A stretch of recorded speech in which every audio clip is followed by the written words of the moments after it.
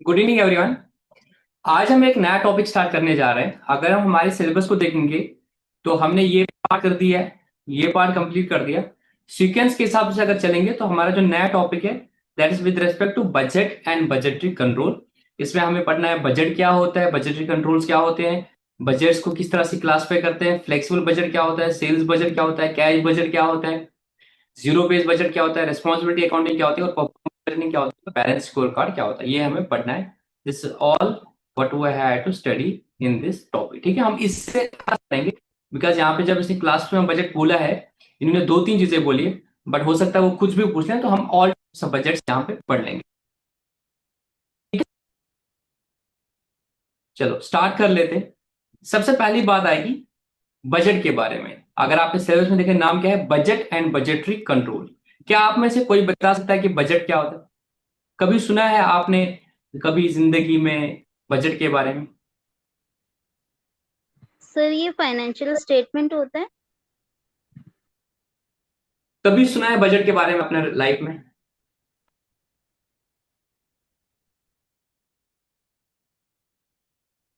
Life में कभी सुना है बजट के बारे में वर्ड? बजट कॉमन सर ये term estimated financial statement for a financial year हो सकता है, इट डिपेंड्स। प्रैक्टिकली कंपनी का प्रैक्टिकली अलग लाइफ में होता आपने कभी बजट बजट मैं डेफिनेशन के बारे में बात नहीं कर रहा हूं, कभी वर्ड ये टर्म सुनी है बजट कभी लाइफ में? है। कहाँ कहाँ यस पे सर, आपने ये डे टू बजट? डे हम तो यूज करते ही है बजट का। बजट इन द सेंस कि हम हाँ, में कितनी कैपेबिलिटी है पैसा खर्च करने की, मतलब हमारे पास एक कितना बोलते है। हैं यार मेरे पास इतना बजट नहीं है। जी जी। कॉमन कॉमन तो यूज करते हैं, यार मेरे पास इतना बजट नहीं है, घर लेना ये लेना है यार इतना बजट नहीं है। कभी शॉपिंग करने जाते हैं तो हम उसको बोलते हैं कोई चीज, वो क्या बोलता है, आपका बजट कितना है? यही बोलता है ना कि सर आपका बजट कितना है। एक ये चीज है, ये आप कॉमनली वर्ड इस्तेमाल करते हैं अपने डे टू डे लाइफ में। और दूसरा कभी और सुना है बजट के बारे में कंट्री लेवल पे, स्टेट लेवल पे, ऐसे स्टेट की असेंबली में या पार्लियामेंट में कभी ऐसा सुना है वर्ड कि आज बजट पेश किया जाएगा? जी। हाँ, हर साल फाइनेंस मिनिस्टर बजट प्रोवाइड करता है बिफोर अ फाइनेंस एक्ट आता फाइनेंशियल है, ईयर ठीक है। स्टार्ट्स। तो क्या होता है, फाइनेंस मिनिस्टर आता है और बहुत अच्छी बात इन्होंने बोली कि before the financial year starts तो क्या होता है, बजट पेश किया जाता है। ठीक है, जैसे अगर मैं ये बताऊंगा कि ये जो अभी हमारा साल चल रहा है 25-26 ईयर, इसका जो बजट होगा हमारे फाइनेंस मिनिस्टर ने पेश किया, आप बता सकते हो कब पेश किया जाता है बजट? सर फेब्रवरी आपने में। बोला साल से पहले बोल दिया, बहुत सही, साल से पहले। बट कोई मुझे एग्जैक्ट डेट बता पाएगा? Sir 1 Feb. बहुत अच्छा। 1 फेब को यूजुअली बजट पेश किया जाता है। अब उसमें क्या होता है, जरा थोड़ा और ड्रिल डाउन करो। कभी किसी ने बजट पढ़ा है या बजट सुना है? सब टैक्स सैलरीड पर्सन इसलिए सुनते हैं क्योंकि वो बताएंगे कि कितनी सैलरी, मतलब इनकम पे कितना टैक्स लगेगा, that's one of the part of the budget, कि इस बार जो है टैक्स कितना लगेगा। तो जैसे इस बार उन्होंने मेजर चीज बोला कि 12 लाख तक की अगर इनकम होगी तो कोई टैक्स नहीं लगेगा, इस तरह की चीजें लाई, तो हम लोग सैलरी वाले बंदे इसलिए सुनते हैं। क्या सिर्फ उसमें टैक्स की बात होती है कि उसमें ओवरऑल बात होती है? उसमें ओवरऑल बात होती है। अगर आपने नोटिस किया होगा, अगर आपने देखा होगा, तो सब लोग उसको सुनते हैं, फिर शाम को एक ही बात बोलती है कि जब अपोजिशन होती है वो एक ही बात बोलती है कि भाई एक बजट में कुछ नहीं है, बस ये बजट अमीर को अमीर बनाएगा, गरीब को और गरीब करेगा। और जो रूलिंग पार्टी के होते हैं वो बोलते हैं कि बहुत अच्छा बजट है, ये किसानों, ऑल इंक्लूसिव बजट है, किसानों को इसके सब कुछ मिलेगा। दिस इज हाउ दे मतलब इंटरप्रेट द बजट। बट अगर हम देखेंगे बजट में बेसिकली क्या होता है, अगर हम देखेंगे बजट में गवर्नमेंट सिंपली इनकम और बोलती है, एक्सपेंडिचर। तो हाँ बहुत सिंपली सर बोलती है। पहले ये बताती है कि यूजुअली ये जो पैसा आता है गवर्नमेंट के पास कहां से आता है, ठीक है ना। हाउ डू दे एक्सपेक्ट ये को रुपी 1 रुपया अगर गवर्नमेंट के पास आएगा ये कहां से आएगा, फिर वो बोलती है कि हमारा जो है इनडायरेक्ट टैक्स से इतना आएगा, ठीक है, हमारा डायरेक्ट टैक्स से इतना आ जाएगा। If I can show you, I guess I have mention that in my book, let me see अगर वो इधर है, आई गेस इस बुक में मैंने उसको डाला था एक जगह पे। लेट मी सी।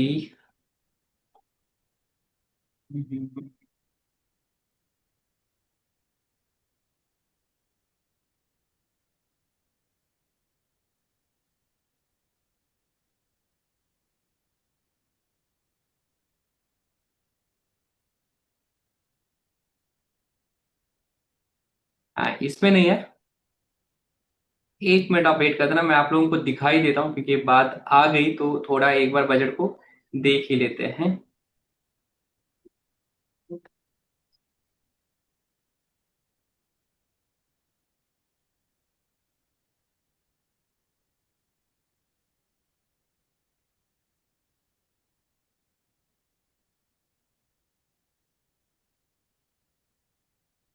तो अभी वो मिल नहीं रहा है, तो टाइम जाया नहीं करेंगे।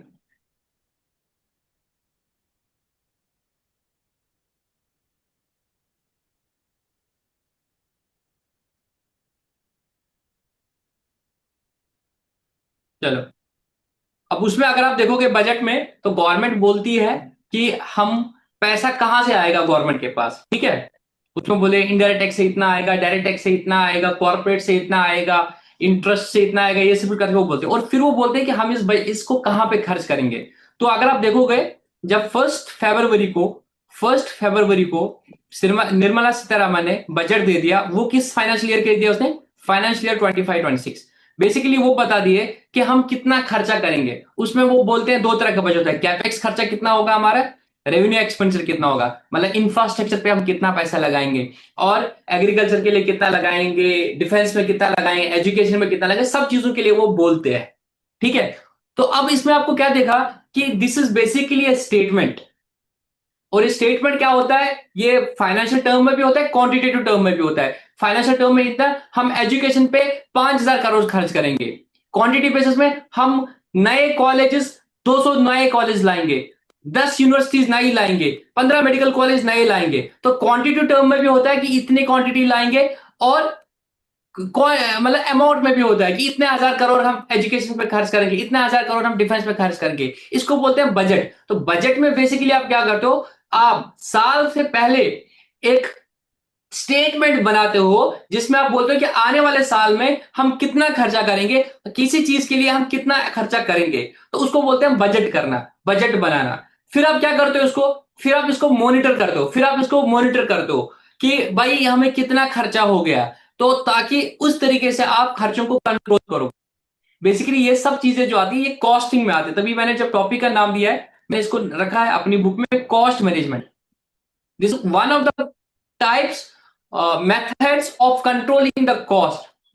बिजनेस, अब हम वापस आएंगे कंट्री लेवल से, वापस आएंगे हम बिजनेस के लेवल पे बात करेंगे। हमारी एक कंपनी है जैसे इंडियन ऑयल कॉर्पोरेशन लिमिटेड है, ठीक है। हमें टारगेट बनाना है कि आने वाले साल में हम कितना खर्चा करेंगे। ऐसा ना हो कि सब सब डिपार्टमेंट बोलोगे खुली छूट है जो भी खर्च करोगे। तो हमें टारगेट बनाते हैं। सपोज हम एक टारगेट बनाए कि हम कैपेक्स कितना करेंगे, देखते हुए कि कंट्री में ग्रोथ कितनी है, फ्यूचर एनर्जी की रिक्वायरमेंट कितनी है, ऑयल एंड गैस की डिमांड कितनी है, हम कहां पे खड़े हैं। अगर डिमांड इतनी है, इसको बढ़ाने के हमें नई रिफाइनरीज लगानी पड़ेगी, नए यूनिट्स लाने पड़ेंगे, उसके लिए हम कैपेक्स एक्सपेंडिचर कितना करेंगे। उसके बाद फिर रेवेन्यू एक्सपेंडिचर कितना करेंगे। तो हम डिफरेंट हेड्स के लिए क्या करते हैं, बजट बना के रखते हैं। फिर उसके बाद क्या करते हैं, जब ये बना दिया कि ये इतना खर्चा, फिर उसको मॉनिटर करते हैं।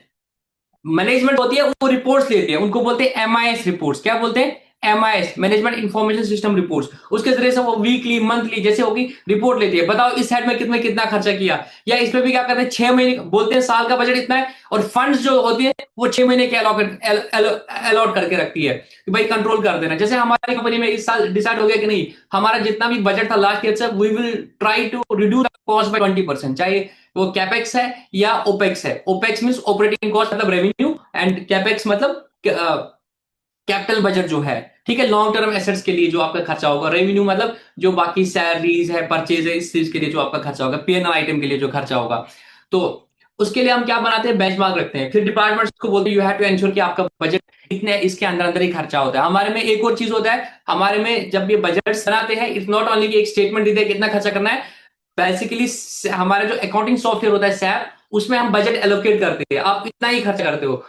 बात आपको परचेज ऑर्डर ही नहीं बनाने देगा, आप खर्चा करो तो पहले पीओ प्लेस करना पड़ेगा, आपको पीओ ही नहीं प्लेस करने पड़ेगा। इस तरीके से हम सैप के थ्रू भी उसको कंट्रोल करते हैं, ठीक है ना। तो उसको डिटेल में तो आ जाएंगे क्या है, बट बेसिक चीज आपको समझ आना चाहिए बजट के बारे में। तो अगर सिंपली आप करेंगे बजट, तो क्या समझ आएगा, budget is statement which may be in quantitative term, which may be in the financial term, or which may be both quantitative and financial, और ये साल से पहले बनाया जाता है, जिसमें यह बताया जाए आने वाले साल में, आने वाले पीरियड में, जो भी पीरियड होगा उसमें हम कितना खर्चा करेंगे। अब पर खर्चे का भी हो सकता है, रेवेन्यू का हो सकता है कि हमारी सेल आने वाले टर्म पे कितनी हो सकती है। तो किसी भी चीज का होगा कि what we are going to achieve, तो हम टारगेट सेट करते हैं और फिर क्या होता है उनको कंट्रोल करने की कोशिश करते हैं, मैकेनिज्म बनाते हैं। जैसे हमने बोला कि हमने सैप में ही एक रखा है कि अगर हमने बोला कि प्रोडक्शन का खर्चा इस साल इतना होगा, तो हम प्रोडक्शन को बजट इतना ही देंगे, वो उसमें उतने ही खर्चे करेंगे, उससे ज्यादा वो परचेज ऑर्डर प्लेस नहीं कर पाएंगे। और अगर उससे ज्यादा उनको खर्चा होगा, फिर हम उसे रीजंस पूछेंगे, भाई क्यों महंगा हो गया, तो मैनेजमेंट उनसे क्वेश्चंस पूछेगी। इस तरीके से हम क्या करते हैं, अल्टीमेटली अपने कॉस्ट को कंट्रोल करेंगे। अगर वो नहीं होगा तो वो हो जाएगी बेलगाम वाली गाय, हो जाएगी कुछ भी खर्चा कर देगी। पापा ने दिए तो एक वक्त पापा क्या बोलता है, हिसाब पूछता है, आपका पॉकेट मनी 3,000 ही मिलेगा मंथ का, इतना हो गया, फिर उसके पापा बोलेंगे कहाँ खर्चा किया। This is how they control the cost. हम घर पे भी तो यही करते हैं, मम्मी पापा लोग ऐसे ही तो चलाते आए घर, कि भाई सैलरी आने वाले उसी से घर चलाना है, तो उस हिसाब से वो पहले ही पापा प्लान करके रखते हैं कि भाई दूध वाले को इतना देना है, बच्चों की स्कूल फी इतनी जानी है, ट्रांसपोर्टेशन का इतना जाना, ये जाना, पहले से वो बेचारा हिसाब करके रख लेता है, किसी तरीके से वो अपने घर को चला लेता है। हम घर लेवल पे भी बजट बनाते हैं। मैं अपना पर्सनल लेवल पर तो मैं भी अपना बजट बनाता हूँ कि मेरा मंथली इतना खर्चा होना है, टारगेट रख लेता हूँ। उसके बाद फिर मैं मंथली एक्सपेंडिचर को मेजर हेड्स में बाइफरकेट करता हूँ कि भाई किस में कितना खर्चा, फिर एनालाइज एनालाइज तो ज्यादा होके क्या ही हो पाएगा, but I also try to make budget at my personal level, we all do. और करना भी चाहिए, ट्रैक रखना चाहिए कि भाई कहाँ खर्चे हो रहे हैं, फालतू में तो खर्चे तो नहीं हो रहे, ये सब कुछ करना पड़ेगा। इस तरह से कॉर्पोरेट्स भी जो बिजनेसेस भी है, इस तरीके से अपने खर्चों को कंट्रोल करने के लिए बजट्स बनाती है। तो क्या आपको थोड़ा सा कंसेप्ट समझ आया बजट एंड बजटरी कंट्रोल का? Yes sir. समझ आया? ठीक है, आगे चले। मैंने अब थोड़ा टेक्निकल लेवल पे जाएंगे। Seema, I guess cost institute of management account account ऐसा है। सीमा यूके का एक इंस्टीट्यूट है, जैसे यहाँ पे आईसी है, इस तरह सीमा मुझे अभी याद फुल फॉर्म याद नहीं आ रहा है, तो something about institute of management account ऐसा कुछ है, लंदन में है ये। तो दे कॉस्टिंग एंड मैनेजमेंट अकाउंटिंग के बारे में ये एक्सपर्ट ऑर्गेनाइजेशन, जैसे अकाउंटिंग के बारे में इंडिया में आईसी है, इस तरह से कॉस्ट मैनेजमेंट अकाउंटिंग में this is the institute Seema UK. तो क्योंकि बजट अगेन कॉस्ट अकाउंटिंग का पार्ट है, तो इनने डिफाइन किया बजट के बारे में, what is a budget.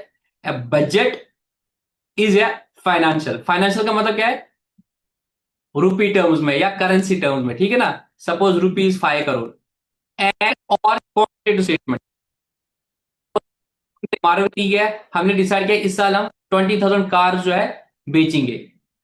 Prepared कब बनाया जाता है, prior to a defined period, मतलब अगर 25-26 है, इस साल शुरू 1 अप्रैल से पहले ये बनाया जाएगा। ऑफ द पॉलिसी, किस चीज का है, policy to be pursued during the year for the purpose of attaining a given objective. ये जो हमारा गिवन ऑब्जेक्टिव है, इस 20,000 की क्वांटिटी को अचीव करना है, इसको हम कैसे करेंगे, उसके लिए जो पॉलिसी बनाई जाती है उसको हम क्या बोलते हैं, बजट बोलते हैं। समझ आई बात? ज्यादा कुछ है नहीं इसमें, थियोरेटिकल है, बट यस आगे आएंगे क्लासिफिकेशन जो इंपॉर्टेंट है तो उसको भी करेंगे। But conceptually this was the definition of budget, ये क्वांटिटेटिव या फाइनेंशियल टर्म्स में एक स्टेटमेंट होती है जिसमें ये बताया जाता है कि आने वाले साल में हम क्या करेंगे। अब फीचर्स ऑफ बजट, पहला चीज, जब भी आप बजट बनाओगे यू मस्ट एक्सप्रेस इट इधर in the quantitative form, that is number of units of different products, or it may be explained in rupees of each product, and or it may be quantitative and financial form, that is number and rupees. Suppose Maruti, एक example देता हूं, मारुति अपना budget बनाएगी कि हम इस साल 20,000 cars cell करेंगे, ये क्या हो गया क्वांटिटेटिव। दूसरा क्या हो सकता है, वो बोलेंगे इस साल हम कोशिश करेंगे हमारा टर्नओवर जो है 5,000 करोड़ हो, एग्जांपल दे रहा हूं जस्ट, ठीक है, या 2,000 3,000 करोड़ हो, ये क्या होगा, या दोनों हो सकता है कि 20,000 क्वांटिटी होगा और 3,000 करोड़ हमारा टर्नओवर होगा, सेल होगा। तो ये हो गया एक फीचर ऑफ बजट कि उसमें क्वांटिटेटिव या फाइनेंशियल टर्म में मेंशन होना चाहिए। दूसरा चीज क्या है बजट का feature, it must be prepared before the time for which it is required. यार आप साल के बाद थोड़ी बनाओगे स्टेटमेंट, वो तो एक्चुअल हो गया ना, वो बजट नहीं होगा। तो the terms are budget versus actual. Budget में आप पहले ही बताते हो, तो जब आप बजट बनाओगे वो कब होगा, साल से पहले, साल शुरू होने से पहले। समझ आई बात? साल के बाद क्या बोलोगे आप, एक्चुअल बोलोगे, यार बजट के एक्चुअल में हमने कितना कर दिया कंपेयर। तीसरा बात है, budget must be prepare for a definite period. ऐसा नहीं है कि बजट आप बनाओगे इंडेफिनिट पीरियड के लिए, ऐसा थोड़ी होगा हम 5 लाख कार्स बेचेंगे, अरे कितने टाइम है वो तो बताओगे ना। तो बजट एक डेफिनेट पीरियड का होगा।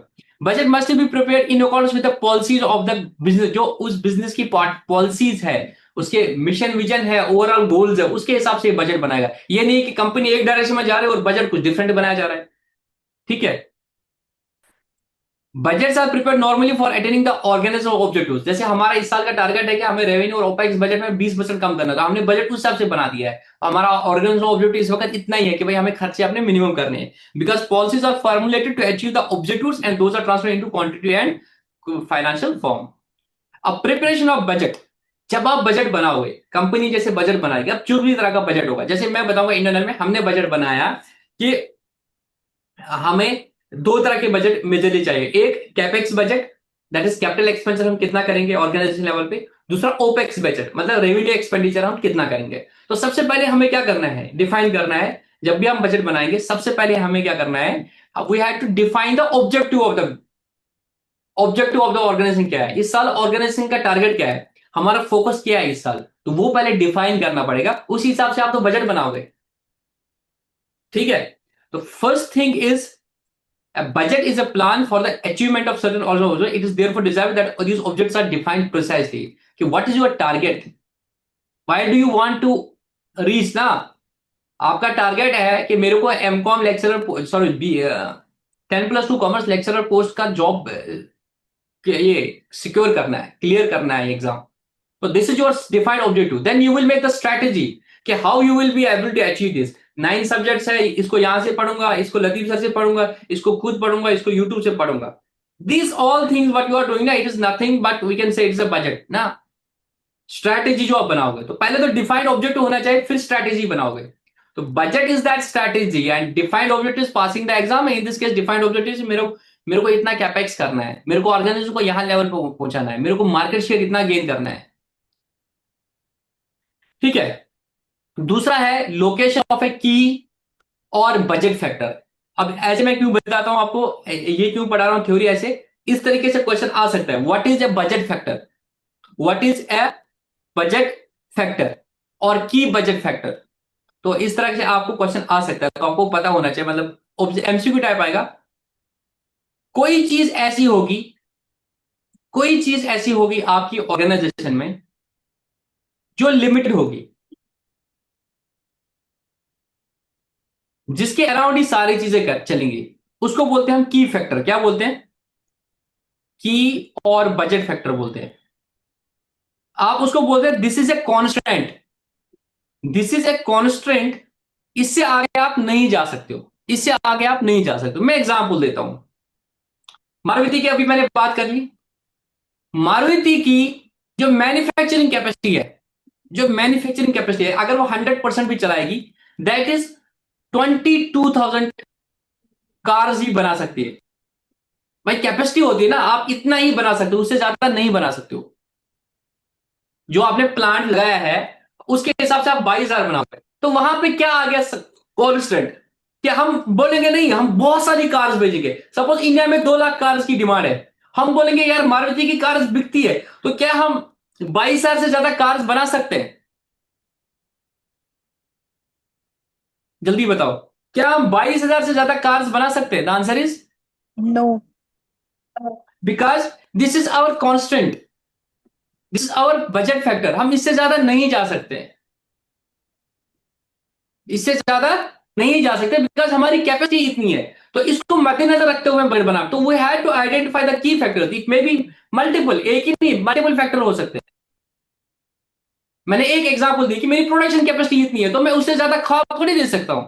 हम बोलते हैं ना कि जो एक वो कहावत है, 2-3 ऐसी कहावत है। एक है कि पैर उतने ही फैलाने चाहिए जितनी आपकी चादर हो, तो ख्वाब ऐसे ही देखने चाहिए जितनी आपकी हैसियत हो। तो बजट उतना ही बनाओ जो रियलिस्टिक हो, तो उसके लिए रियलिस्टिक होने के लिए आपको अपना बजट फैक्टर देखना पड़ेगा, उसी हिसाब से आप बजट बनाओगे। आप सोचने को तो बहुत कुछ सोचोगे, गॉट इट।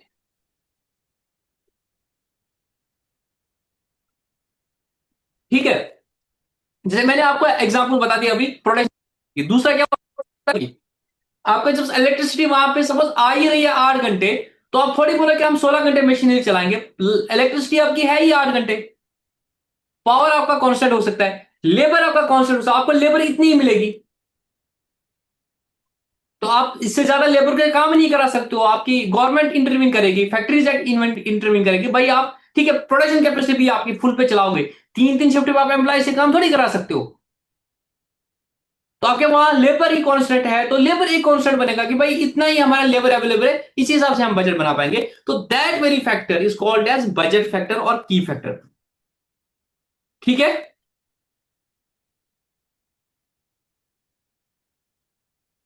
उसके बाद आता है appointment of budget controller. Budget तो बना दिया, इतना करना है, तो इसके लिए आपको क्या करना पड़ता है, you have to identify a budget controller. Budget controller आप इसको दूसरे तरीके से बताएं, he is a responsible manager हम बोलते हैं, he is the person who is responsible for ensuring these budgets are achieved. Usually these are the departmental heads. These are the departmental heads. मैं अगर आपको अपनी ऑर्गेनाइजेशन की बात करता हूं, मैं अपने ऑर्गेनाइजेशन की बात करता हूं, suppose there is this company IOCL, इसके डिफरेंट डिविजन है, मार्केटिंग डिवीजन है, रिफाइनिंग डिवीजन है, पाइपलाइन डिवीजन है, बिजनेस डेवलपमेंट है।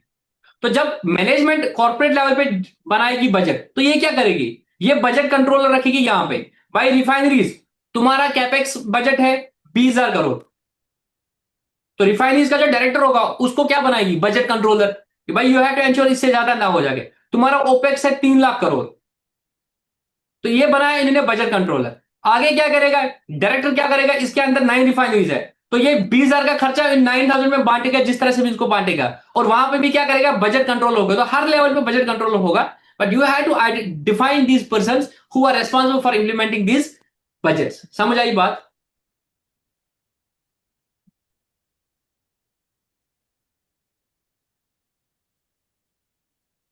तो formulation of a budget usually requires service of a whole time senior executive. He must be assisted in work by the budget committee. अब इसको budget को जब बनाओगे तो there will be a budget committee और senior executive team होगी, consider all the heads of along with the managing director as a chairman. The budget officer is responsible for coordinating and development of budget programs and preparing the manual also known as budget manual.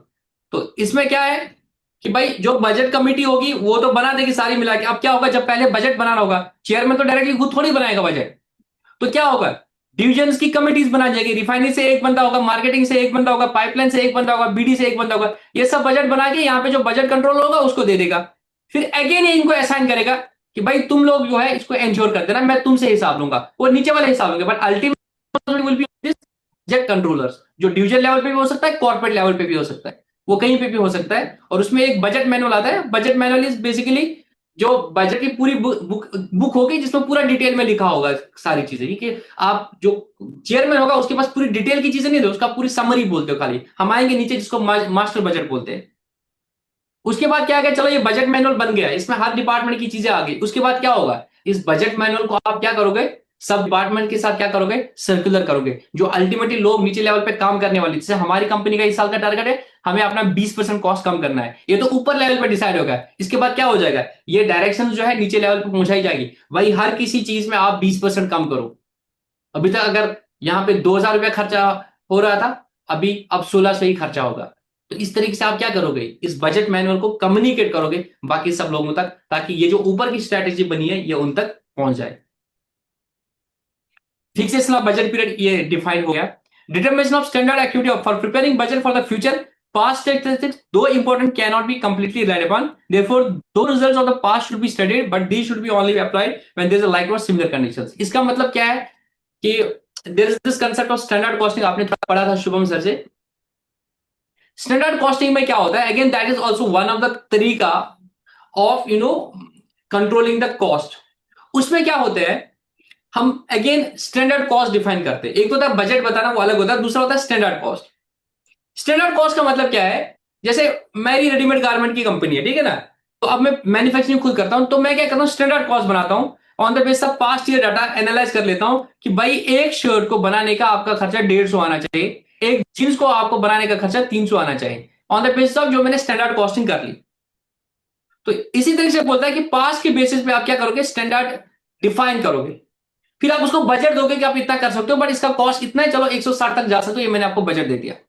Standard cost होता है कि कितना लगना चाहिए, budget हो गया, ठीक है, मैंने मार्जिन आपको 5 रुपए 10 रुपए अलग दिया, दैट इज बजट। तो this is difference between standard cost and the budgeted cost. Standard cost मतलब होता है कि यूजुअली कितना लगता है इसमें। बजट मींस ठीक है, मैंने आपको एलोकेट किया 160, हो सकता है मैंने बजट बोला कि मैं 140 ही दे पाऊंगा, दो इट बिकम्स 150, मुझे नहीं पता है तुम कैसे करोगे, डिस्काउंट ले लो पार्टी से, मुझे 140 में ही चाहिए। That is the budgeted cost, how much budget we have for this product. Standard cost is how much cost. अब जरूरी नहीं है कि स्टैंडर्ड कॉस्ट को आप रिलाई कर पाओगे, बिकॉज यार साल से पहले क्या कंडीशन थी, आज क्या कंडीशन है, हम नहीं बता पाएंगे। देखो हम ऑयल एंड गैस कंपनी में है, हमारी इतनी वॉलेटिलिटी है जितनी किसी इंडस्ट्री में नहीं है, उतनी हमारी इंडस्ट्री में वॉलेटिलिटी है। हमने जब अभी अपने बजट बनाए थे, हमने ये एज्यूम किया था कि जो क्रूड जो है वो 60 का रहेगा, $60 पर बैरल के हिसाब से क्रूड रहेगा, ये हमने एस्टिमेट किया था। बट अभी ईरान ईरान इसराइल जो वार हो गई थी, इवन ब्लूमबर्ग और ये जब कंपनीज होती है, बड़ी बड़ी कंसल्टिंग कंपनीज होती है, रिसर्च कंपनीज होती है, इन्होंने बोला कि अगर ये वार और चलेगी तो ये 100 से क्या 100 क्या, ये 150 क्या 200 भी हो सकता है। अगर स्ट्रेट ऑफ हार्मोज ईरान ने बंद कर दिया तो ये बहुत ज्यादा भी हो सकता है। वो हुआ नहीं, वॉर सीज फायर हुआ, बट मैं बोलता कि आप पास्ट के डाटा पे ज्यादा रिलाई नहीं कर सकते हो बजट बनाते हो, but yes that becomes a reference, because future जो है वो अनसर्टेन होता है। अब अगर ऐसा है कि इंडस्ट्री ऐसी है जहां पे ज्यादा फर्क नहीं पड़ता इन वॉर्स का, जैसे हमारी ऑयल एंड गैस में वॉर्स का तो बहुत फर्क पड़ता है, स्पेशली ईरान और ऐसी मिडिल ईस्ट की में अगर कुछ हो जाएगा तो हमारा बहुत इंपैक्ट आ जाता है, बिकॉज हमारी ऑयल सप्लाई वहां जाती है। अगर कोई और इंडस्ट्री है जहां पे ये वॉलेटिलिटीज नहीं आती है, वहां पास्ट ईयर का रेफरेंस यूज कर सकते हो। मैं आगे एक आपको पढ़ाऊंगा concept of zero base budgeting, फिर मैं बताऊंगा जीरो बेस बजटिंग क्या होती है, बाकी बजटिंग क्या होती है। यहाँ पे जब हम बजट बनाते हैं, हम लास्ट ईयर को ले लेते हैं, अच्छा लास्ट ईयर हमारी सेल्स इतनी थी तो खर्चे इतने थे, इस साल अगर हम सेल्स का टारगेट इतना है तो खर्चे को प्रोराटा कर लेते हैं, तो you can rely on that. But अगर वॉलेटिलिटी है, बाकी सब चीजें आप उसको ज्यादा रिलाई नहीं कर सकते, ठीक है। मैं ज्यादा तेजी से तो नहीं पढ़ा रहा हूं, ये थ्योरी है, इसमें ज्यादा कुछ है नहीं, जहां जहां इंपॉर्टेंट है वो मैं आपको बता रहा हूं। बजटरी कंट्रोल एक तो होता है बजट बनाना, दूसरा क्या है, टू एंश्योर कि the targets are achieved, that becomes part of budgetary control. But दोनों क्या है, इंटरलिंक्ड है। पहले बजट बनाओगे तभी तो कंट्रोल कर पाओगे। बजट एक बेस बनेगा, उसको आप जब अचीव करने की कोशिश करोगे, दैट इज बजटरी कंट्रोल। तो budgetary control is defined as the establishment of the budgets relating the responsibilities of the executives to the requirements of a policy and the continuous comparison of actuals with the budget results। जो आपने ये लोग define कर दिए कि भाई इसको achieve करना है बजट को, उसको फिर आप क्या करोगे, रिस्पॉन्सिबिलिटी दे दी उनको कि भाई आपको अचीव करना है, उसके बाद क्या करोगे, हर कंटिन्यूअसली उनसे एमआईएस लोगे, एमआईएस ले लो, भाई बताओ एक्चुअल कितना किया। तो जैसे हमने बनाया साल का कैपेक्स और रेवेन्यू बजट, उसके बाद क्या करता है, मंथली एमआईएस बनाते हैं हम, डायरेक्टर और चेयरमैन के लिए पेश करते हैं कि भाई इस साल हमारा कैपेक्स टारगेट कितना था टारगेट, और हमने अचीव कितना किया। तो कैपेक्स बजटेड वर्सेस एक्चुअल हमारा कंटिन्यूसली चलता आ रहा है, तो उससे मैनेजमेंट को भी पता चलता है और हमें भी पता चलता है भाई हम ज्यादा तो खर्चा तो नहीं कर रहे, तो उसके हिसाब से कंट्रोल में रखा। अगर पता चला कि भाई खर्चा करते जा रहे तो यू फिर लास्ट में साल के बाद क्या करोगे। तो इसलिए आपको डिफाइंड पीरियड अंदर में भी रखना पड़ेगा, जब आप उसको क्या करोगे, कंपेयर करोगे। यूजुअली हमारी कंपनी में मंथली हो रहा है, लास्ट में पहुंचते पहुंचते फिर वीकली भी होता है, ठीक है। तो बेसिकली क्या है, बजटिंग कंट्रोल पे आप क्या करते हो, फिर मंथली या वीकली जैसे भी हो गए एमआईएस बनाते हो, एक्चुअल्स बनाते हो, उसको कंपेयर करते हो with budgets, either to secure by individual action of the object of the policy or to provide a basis for its revision।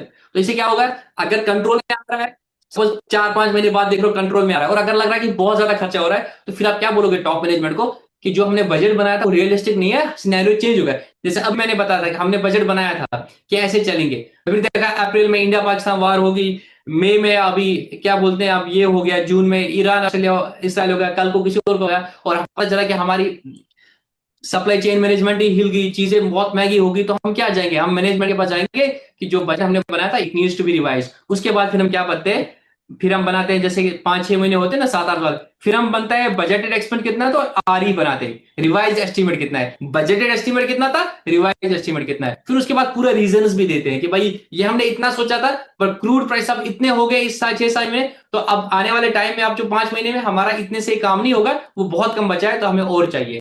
तो पूरा फिर रीजंस भी देते हैं। तो उसके बाद फिर क्या होगा, जब आप पूरा उसको कंपेयर करते जाओगे, फिर आपको आइडिया मिलेगा या तो अचीव हो रहा है ऑब्जेक्टिव, या तो फिर कुछ गड़बड़ है, बजट रियलिस्टिक नहीं बने थे, तो उसमें आप फिर मैनेजमेंट के पास जाते हो रिवाइज बजट के लिए, अलॉन्ग विद द जस्टिफिकेशंस कि भाई क्यों हमें रिवाइज बजट की जरूरत पड़ रही है, ठीक है। So how do you achieve the budgetary controls, how do you achieve the target of controlling the cost through the budgets, you make the budget and you follow this philosophy, ठीक है। अब एक एक करके देखें। सबसे पहले क्या रहेगा, एस्टैब्लिशमेंट ऑफ बजट।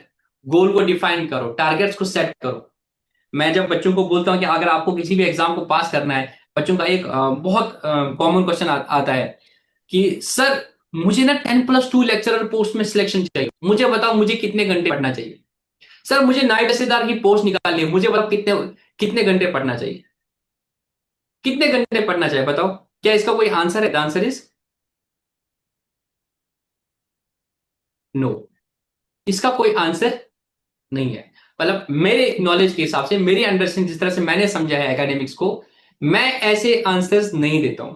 चाहे कोई बच्चा बोलेगा मुझे कि सर मेरे को सीए करना है, मुझे कितना घंटा पढ़ने पड़ेगा, मैं बोलता हूं ये मैटर नहीं करता आपको कितना घंटा पढ़ना है। आप क्या करो, जो आपका टारगेट है, जैसे मैं एग्जांपल देता हूं सीए का या आपका एमकॉम का, आप पहले देखो आपके पास कितने मंथ्स बचे हुए हैं। आपको अभी तक पता नहीं है बट टेंटेटिवली पता है 15 सितंबर को एग्जाम होगा। 15 जून में आप खड़े थे, 15 जून को सिलेबस सिलेबस आ गया, तो पता है 15 सितंबर को आपको एग्जाम है। जुलाई अगस्त सितंबर, 3 महीने बचे। तो आपको एक चीज पता चला कि 3 महीने बाद मेरा एग्जाम होगा, तो आपको ये देखना है कि भाई 3 महीने अगर एग्जाम के लिए मेरे पास है, तो उस हिसाब से मैं सिलेबस पता चला, तो मैं सिलेबस में कितनी बार पढ़ूं और कितना रिवाइज करूं। सपोज यू डिसाइडेड कि मुझे सिलेबस को एक बार पढ़ना है पूरा और 2 बार रिवाइज करना है, तो आप टारगेट सेट करते हो कि 3 बार मुझे तो पढ़ना है, सिलेबस को एक बार पढ़ूंगा, फिर एक रिवीजन करूंगा, फिर एक रिवीजन करूंगा। फिर आप देखोगे अच्छा सिलेबस कितना है, कितना सिलेबस है, 9 सब्जेक्ट्स है।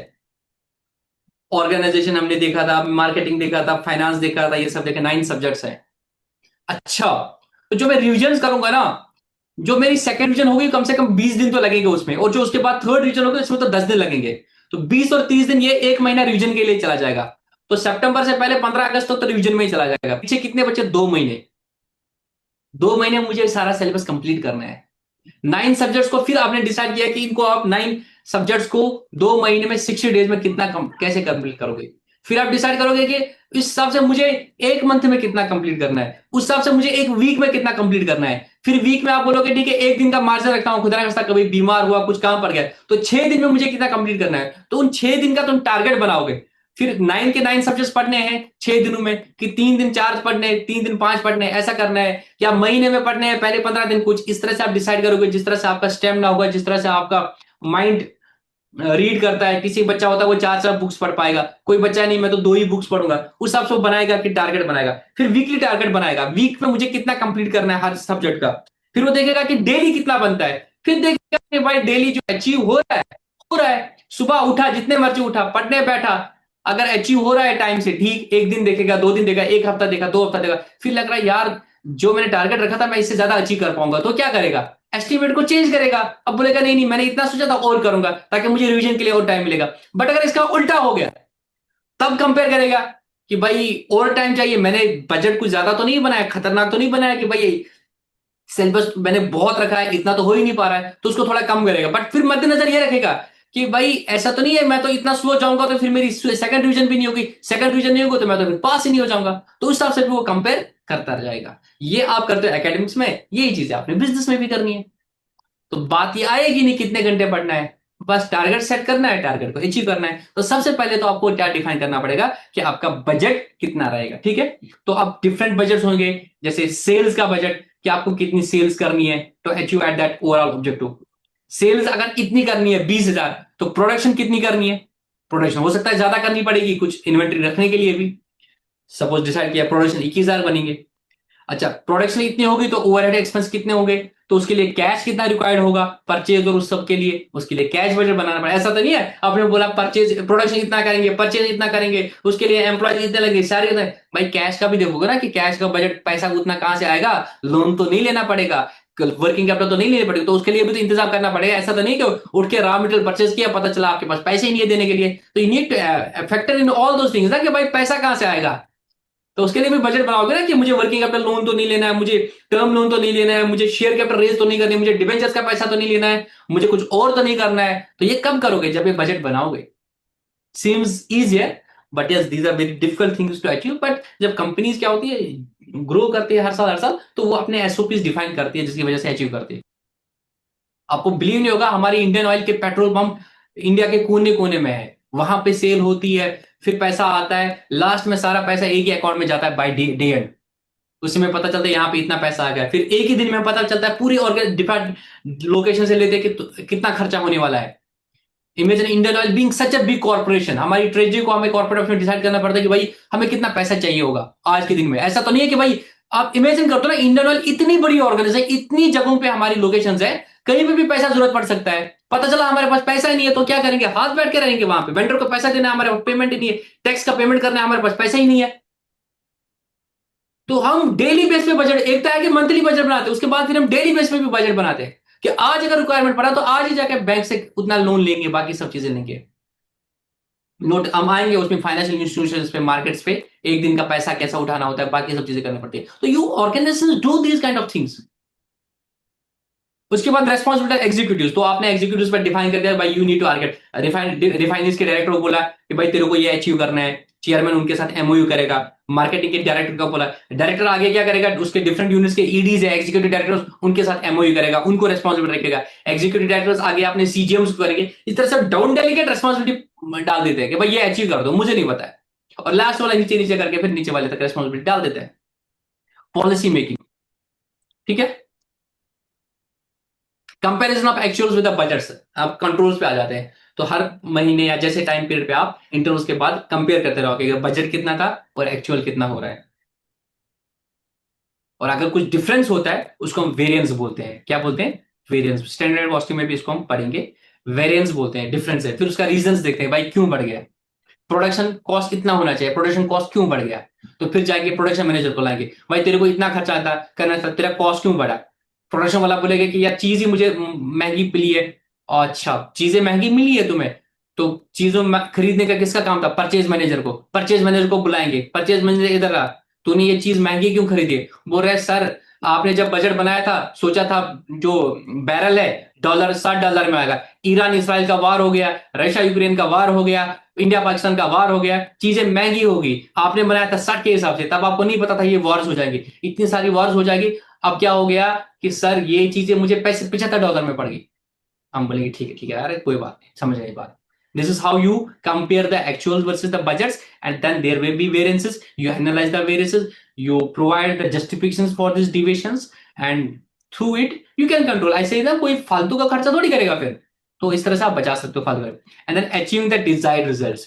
The desired result of the budget control is comparison of the actual with the budget and the cost of it are analyzed. उसके बाद फिर आप क्या करते हो, टॉप मैनेजमेंट को रिपोर्ट करते हो इन द फॉर्म ऑफ एमआईज। आप मैनेजमेंट को बोलते हो कि देखो इतना बजट था, इतना हमने एक्चुअल में हो गया, और अगर सेविंग हो गया तो सेविंग दिखाएंगे, एक्स्ट्रा खर्चा हो गया उसके रीजंस बता देंगे, और ताकि उसके रिमेडियल एक्शंस अगर कुछ लेने होंगे तो वो ले पाएंगे, ठीक है।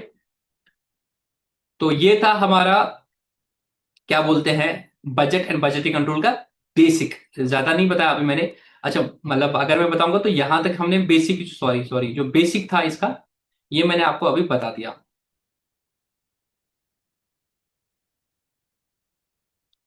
आज मैं थोड़ा क्लासिफिकेशन का बताऊंगा, बट उनको डिटेल में हम कल करेंगे, ठीक है ना।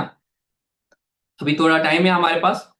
अभी हम, अच्छा थक तो नहीं गए, क्योंकि मैं आज बहुत तेज तेज पढ़ाया, थ्योरी था, कुछ ज्यादा कंसेप्ट था नहीं। थक तो नहीं गए, जल्दी बताओ। नहीं सर। जो मैंने पढ़ाया दिमाग में गया कि बाउंसर हो गया आज। चलो क्लासिफिकेशन ऑफ बजट जो है इसको जस्ट हम देख लेते हैं, आज कल इनको डिटेल में पढ़ेंगे। एक तरह का बजट है, अगर हम पीरियड के हिसाब से देखेंगे, टाइम के हिसाब से देखेंगे, तो टाइम के हिसाब से अगर बजट देखेंगे तो क्या होगा, लॉन्ग टर्म बजट हो सकता है, शॉर्ट टर्म बजट हो सकता है, ठीक है। लॉन्ग टर्म मतलब ऐसा बता दें, लॉन्ग टर्म मतलब पूरे साल का बजट क्या होगा, सपोज एग्जांपल देता है। शॉर्ट टर्म मतलब एक महीने का क्या होगा, करंट बजट क्या होगा, डेली का भी हो सकता है, या लॉन्ग टर्म होगा 5 साल का बजट, ठीक है। जैसे हम बनाते हैं 5 ईयर प्लान, शॉर्ट टर्म में फिर क्या रहेगा 1 साल, करंट क्या रहेगा दिस मंथ का बजट। जैसे मैंने कैश बजट बनाया, कैश बजट हम 1 साल का बनाते हैं, 1 मंथ का बनाते हैं, और 1 दिन का बनाते हैं, तो वो कैसे आएगा फिर, लॉन्ग टर्म 1 साल वाला, शॉर्ट टर्म 1 मंथ वाला, करंट आज का बजट कैश बजट। अगर पीरियड के हिसाब से देखें, अगर नेचर के हिसाब से देखें कि वहां पे जो खर्चा करना है वो कैपेक्स खर्चा है या रेवेन्यू खर्चा है, तो क्या बनेगा, कैपेक्स बजट बनेगा, कैपिटल बजट बनेगा। और अगर करंट एसेट्स करंट लायबिलिटीज में जो खर्चा है ये सब रेवेन्यू एक्सपेंडिचर है, तो रेवेन्यू बजट बनेगा। उसके बाद आता है कैपेसिटी के हिसाब से। कैपेसिटी के हिसाब से दो तरह के बजट आता है, फिक्स्ड बजट जो है और फ्लेक्सिबल बजट। फिक्स्ड मतलब भाई ये इसमें कम ज्यादा नहीं। फ्लेक्सिबल है कि अगर 70% कैपेसिटी पे चलाएंगे तो कितना बजट होगा, 90% पे अगर चलाएंगे प्लांट को कितना बजट होगा, 80% प्रोडक्शन अगर अचीव करेंगे तो कितना बजट होगा, वो फ्लेक्सिबल बजट आता है। फिर आता है फंक्शन के हिसाब से। फंक्शंस के हिसाब से मतलब आपका क्या सेल्स है, तो सेल्स का एक बजट बनेगा कि कितना प्रोडक्शन, कितना सेल्स करना है इस साल। अच्छा सेल्स अगर इतना करना है उस हिसाब से फिर क्या बनेगा, प्रोडक्शन बजट बनेगा कि प्रोडक्शन फिर कितना करना है, क्योंकि कुछ है आपका इन्वेंट्री आगे ही मौजूद होगा, कुछ होगा कि और कितना रखना है इन्वेंट्री, तो उस हिसाब से आप प्रोडक्शन बजट बनाओगे। अच्छा प्रोडक्शन अगर इतना करना है इसके लिए आपको कितना मटेरियल रिक्वायर्ड है, तो मटेरियल का बजट बनेगा। अच्छा मटेरियल अगर इतना रिक्वायर्ड है, अभी कितना है आपके पास, फ्यूचर में और कितना रखना है मौजूद, उस हिसाब से आपका बनेगा परचेज बजट। अच्छा परचेज ये चीज करना है तो परचेज बजट बनेगा, उसके हिसाब से बनेगा। उसके लिए कैश रिक्वायर्ड कितना है तो कैश बजट बनेगा। उसके बाद अगर कैश बजट बन गया, अगर इतना हमने प्रोडक्शन करना है तो डायरेक्ट लेबर भी हमें चाहिए होगा, तो डायरेक्ट लेबर का बजट कितना लगेगा, क्योंकि पता चला कि हम तो सब कुछ बना रहे हैं, लेबर का बजट ही नहीं बनाया कि लेबर कितनी चाहिए होगी, वो हम कर पाएंगे नहीं कर पाएंगे। अच्छा इतना सब कुछ होगा, इतना सेल करना है, कैसे करेंगे, एडवर्टीजमेंट करना पड़ेगा, सेलिंग एंड डिस्ट्रीब्यूशन में कितना खर्चा हो जाएगा, वो सेलिंग एंड डिस्ट्रीब्यूशन का बजट बनेगा। अच्छा एडमिन कॉस्ट बजट बनेगा, overall administration office and administration का बजट बनेगा।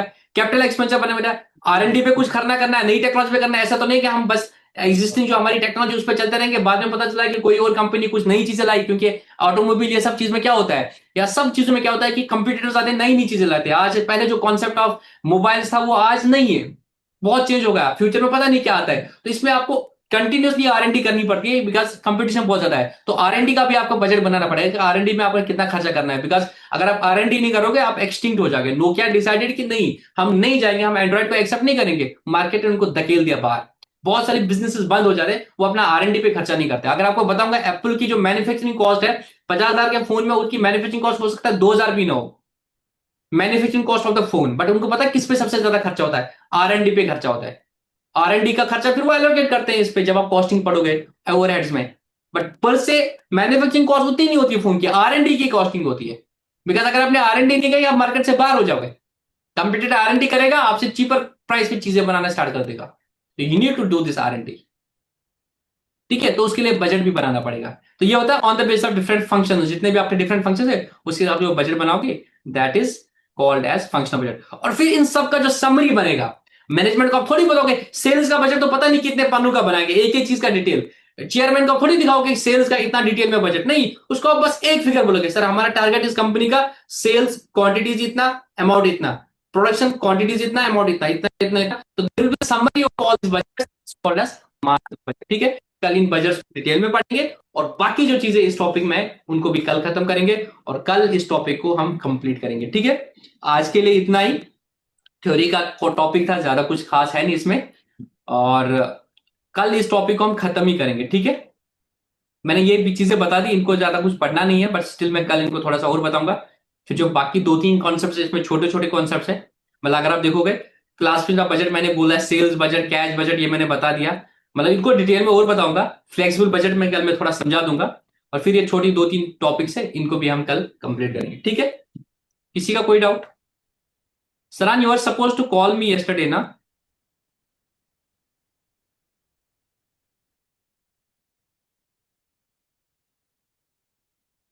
नो ठीक सर, है, फिर मैंने किसी नहीं का किया। कोई डाउट नहीं है? नहीं मैं बोला आपको करना था ना, कुछ डाउट था ना आपका, आपने मैसेज ही नहीं किया मुझे कल। सर मैं बिजी था दिन भर ड्यूटी पे, आज वहाँ ज्यादा ही काम होता है। सबका यही हाल होता है दोस्त। चलो, और किसी को कुछ पूछना है क्या? आज हमारी क्लास जल्दी खत्म होगी, बिकॉज थ्योरी था, ज्यादा कुछ खास था नहीं इसमें, बट आई होप कि देखो एक सिंपल फंडा है, जो आपकी नॉलेज जो थी ना क्लास स्टार्ट होने से पहले और क्लास होने के बाद, उसमें इंप्रूवमेंट होनी चाहिए। वो इंप्रूवमेंट अगर हो रही है तो ठीक डायरेक्शन में जा रहा है। कुछ सीखा आज के नहीं सीखा? Yes sir. कि ये वाला टॉपिक आ रहा था ऑलरेडी?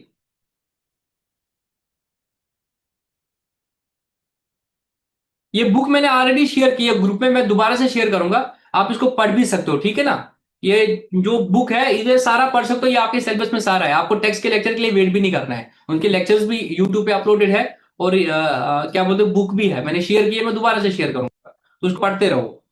चलो फिर सेशन को क्लोज करेंगे। गुड नाइट, अल्लाह हाफिज।